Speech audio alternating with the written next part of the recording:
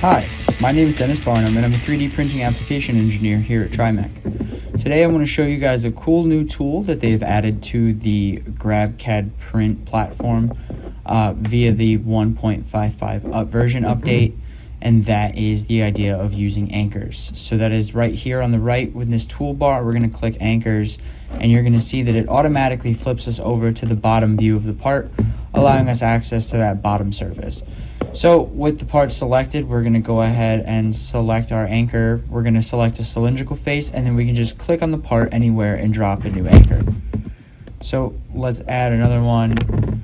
We can adjust where this guy is. We'll put it more towards the middle, and boom, there you go. So just like that, super easy to change.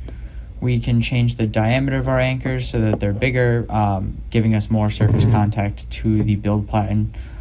This will build the anchors out of model support from the bottom surface of the platen all the way to the first layer of the part, allowing for a more stable bond, preventing part curling and warping from happening.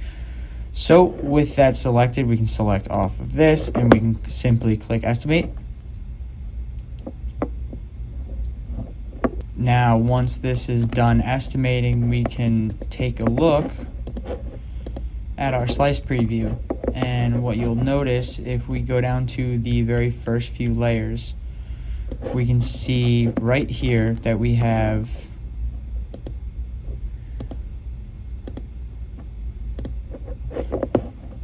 this first layer with a contour, and then we have a support layer with model contours in it up to layer 5, layer 6.